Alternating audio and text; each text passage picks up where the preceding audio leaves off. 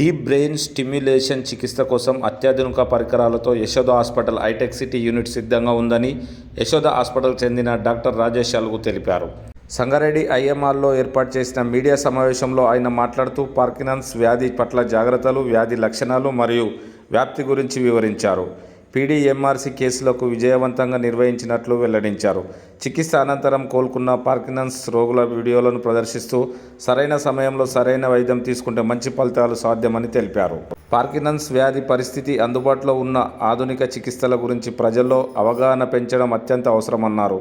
మందులు, శస్త్రచికిత్స లేదా డీబీఎస్ వంటి ఆధునిక చికిత్సా విధానాల ద్వారా తగిన శ్రద్ధ తీసుకుంటే పార్కిన్సన్స్తో బాధపడుతున్న వారు మెరుగైన, సంతృప్తికరమైన జీవితం గడపగలరని డాక్టర్ రాజేష్ అలుగు పేర్కొన్నారు. ఎప్పుడు స్టార్ట్ అయిందా తెలియదు, కానీ క్రమంగా నెమ్మదిగా మనం చేసుకునే పనులు అవన్నీ చేసుకోవాలి. దాంట్లో ఒకటి మెయిన్ ఇంపార్టెంట్. ఎలాగంటే మనకి వృక్షం కనిపిస్తుంది, కానీ కింద దాని వేళ్ళు ఎక్కడ ఉన్నాయో మనకి తెలియదు. వేళ్ళు కూడా అంతే ఇంపార్టెంట్. అది చూడడానికి మనం ఎక్కడెక్కడ స్టిమ్యులేషన్ చేయొచ్చు. న్యూరోసర్జరీలో 3 భాగాలు. ఒకటి బ్రెయిన్, క్రేనియం, రెండోది వెన్నపూస, స్పైన్, మూడోది నరాలు, బయటకు వచ్చే నరాలు. వీటిలన్నిటినీ కూడా మనం స్టిమ్యులేట్ చేయొచ్చు. ఎలాగా అనేది చూద్దాం. ఇదేమి కొత్తదేం కాదు, ఇది పురాతన కాలం నుంచి నడుస్తూనే వస్తుంది. కానీ మనం అనుకునేది ఏంటి అని అంటే ఇది ఇప్పుడే ఈ మధ్య కాలము 10 సంవత్సరాలు, 20 సంవత్సరాలు, 30 సంవత్సరాల నుంచో ఉంది. ఈ స్టిమ్యులేషన్ అనేది ఎప్పటి నుంచో ఉంది. ఇప్పుడు ప్రస్తుతానికి మనం మాట్లాడేది డీప్ బ్రెయిన్ స్టిమ్యులేషన్ గురించి అంటున్నాం.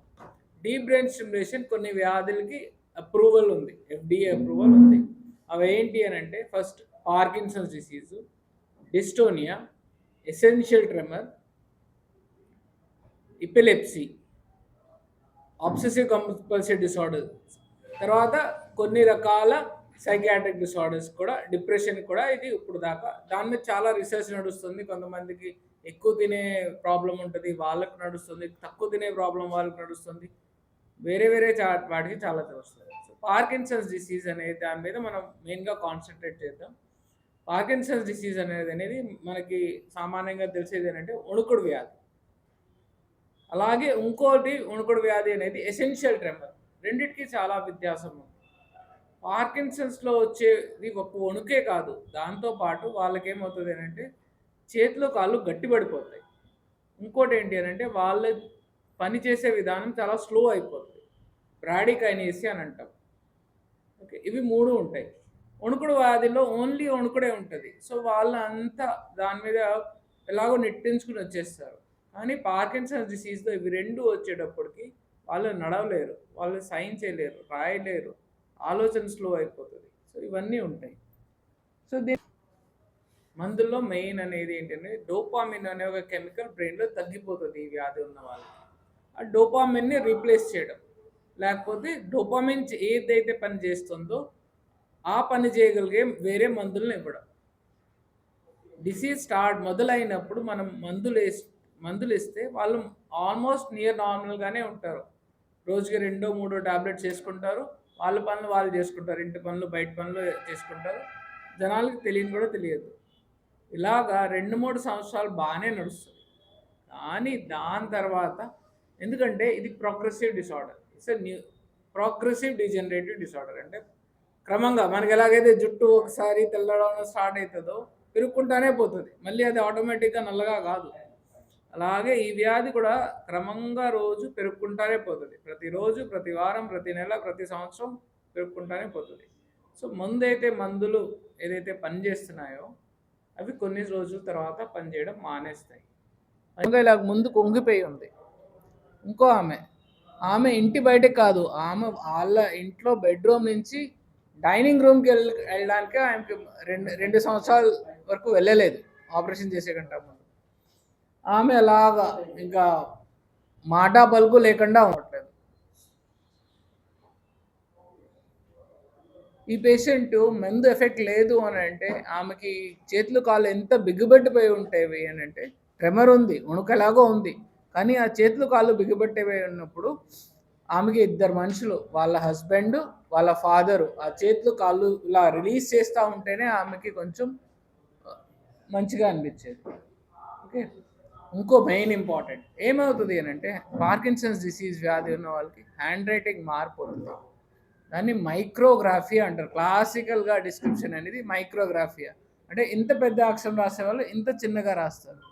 ఏమవుతుంది, మీరు ఏదైనా చేయండి, బ్యాంకుకి వెళ్ళి మీ ఆ సంతకం పెట్టారనుకోండి, మీ సంతకం రిటర్న్ వాళ్ళు ఒప్పుకోరు. మీరు చేసే పని స్లోగా చేస్తున్నారు అంటే కార్పొరేట్ హౌసెస్ వాళ్ళు, మా దగ్గర చాలామంది పేషెంట్స్ ఉన్నారు, వాళ్ళు 42 ఏళ్ళకి వాళ్ళకి వ్యాధి స్టార్ట్ అవుతుంది, 48 వరకు వాళ్ళ వ్యాధి ముదిరిపోతుంది. ఎంత ముదిరిపోతుంది అంటే వాళ్ళు ఇంకా అంత ఈజీగా సులభంగా పని చేయరు. వాళ్ళని నిర్దాక్షిణ్యంగా కార్పొరేట్ ఆఫీస్ వాళ్ళు తీసేస్తారు ఉద్యోగం నుంచి. పెళ్ళయింది, పిల్లం ఉంది, పిల్లలు ఉన్నారు, చదువుకునే పిల్లలు, ఇంకా ఏ స్థాయికి రాదు, ఆ టైంలో నిర్దాక్షిణ్యంగా తీసేస్తారు. సో అదే చెప్తాను. సో ఇది ఇద్దరు ఒక యంగ్ ఏజ్లో కూడా ముందు మేము అనుకునేటప్పుడు ఇది కొంచెం పెద్ద వయసు వాళ్ళు వచ్చేది. ఇప్పుడు మేము చూస్తున్నాం చాలా చిన్న వయసు వాళ్ళు కూడా చాలా మందిలో వస్తుంది. సో ఇది చూడండి, పైన ఒక హ్యాండ్ రైటింగ్, కింద ఒక హ్యాండ్ రైటింగ్, కింద ఒరిజినల్ హ్యాండ్ రైటింగ్. ఈ హ్యాండ్ రైటింగ్ తీసుకెళ్ళి ఇలా సైన్ పెడితే ఇస్తారా? చెక్ బౌన్స్ కాకుండా ఉంటుందా సార్? అదే. సో ఇంకా లీగల్ ప్రాబ్లమ్స్, పార్కిన్సన్స్ డిసీజ్కి వాడే కొన్ని మందులు, వాటితో ఏమంటే ఇంపల్స్ కంట్రోల్ డిసార్డర్స్ అని ఉంటుంది. అంటే వాళ్ళు కావాలని చేయట్లేదు, కానీ వాళ్ళు ఆగలేకపోతారు. దాంట్లో ఏంటి అని అంటే pathological gambling, hyper sexuality, stealing. అంటే మీకు తెలియదు, మీరు తీసుకుని పాకెట్లో పెట్టుకుని వెళ్ళిపోతారు. వాళ్ళు కావాలని అనుకోవట్లేదు, వాళ్ళు ఏంటి ఆపుకొని కూడా ఆపుకోలేరు, వాళ్ళకి తెలిసింది తప్పు అని. సో అలాగే ఈ పేషెంట్ ఈయనకి ఏంటి అని అంటే హైపర్ సెక్షువాలిటీ, వెళ్ళి ఒక నర్స్ చేయి పట్టుకున్నాడు, ఏమైంది, పోలీసు పట్టుకున్నారు. హైయెస్ట్ నెంబర్ నాదే ప్రస్తుతానికి, అది నాకు కూడా తెలియదు, వేరే వాళ్ళు చెప్తే నాకు తెలిసింది. సో 1000 కేసెస్ చేస్తే నేను భుజాలు తడుముకోవచ్చు, నాకు చాలా కేసెస్ ఉన్నాయి, నాకు హైయెస్ట్ ఎక్స్పీరియన్స్ ఉంది ఇండియాలో అని అనుకోవచ్చు. కానీ ప్రాబ్లం ఎంత ఉంది చూడండి. మనం ప్రతి కోటి జనాభాకి 7,000 మంది పేషెంట్స్ యాడ్ చేస్తున్నాం పార్కిన్సన్స్ డిసీజ్. వాళ్ళు నెక్స్ట్ 5 yearsలో అడ్వాన్స్ పార్కిన్సన్స్కి వెళ్ళిపోతారు, 4-5 yearsలో అడ్వాన్స్ పార్కిన్సన్స్కి వెళ్ళిపోతారు. మనం 140 కోట్లు ఉన్నాం సార్, ఎక్కడ సరిపోతుంది? సో అందుకనే చాలామందికి మేము ట్రైనింగ్ చేసి వాళ్ళని కూడా స్టార్ట్ చేసి సెంటర్ స్టార్ట్ చేసి మీరు కూడా చేయండి, మేము ఉంటాం సపోర్టు, మీరు కింద నుంచి స్టార్ట్ కాకుండా ఈ సర్జరీ మా లెవెల్ నుంచి స్టార్ట్ చేయండి అని కూడా వీ హ్యావ్ ప్రోగ్రామ్స్. సో ఇప్పుడు పేషెంట్ని ఎలా సెలెక్ట్ చేసేయాలి? కామన్ ప్రాబ్లమ్ సార్, అందరికీ కామన్ ప్రాబ్లం. ఇంట్లో ఉన్నంత వరకు ఏమంటారు, మా పేషెంట్కి చాలా ప్రాబ్లం ఉంది, మాకు అర్జెంటుగా అపాయింట్మెంట్ కావాలి, మాకు రేపే సర్జరీ కావాలి, ఇది కావాలి, అది కావాలి అని అంటారు. మాకు రేపే డాక్టర్ అపాయింట్మెంట్ కావాలి అని అంటారు. డాక్టర్ దగ్గరికి వస్తారు, వచ్చిన తర్వాత మీకు మందులు రాశారనుకోండి, ఓకే సరే పర్వాలేదు, లేదండి బ్రెయిన్ సర్జరీ చేయించుకోవాలి అని అంటే అబ్బాబ్బే మాకు అంత ఎక్కువ వ్యాధి లేదు అని అంటారు. అది కూడా ఆఫ్ స్టేట్ ఆన్ స్టేట్ అని ఉంటుంది. పార్కిన్సన్స్ డిసీజ్లో కొంచెం సమయం వెళ్ళింది, 3-4 సంవత్సరాల తర్వాత ఏమవుతుంది అని అంటే మందు వేస్తే ఒకలాగా ఉంటారు, మందు వేయకపోతే ఒకలాగా ఉంటారు.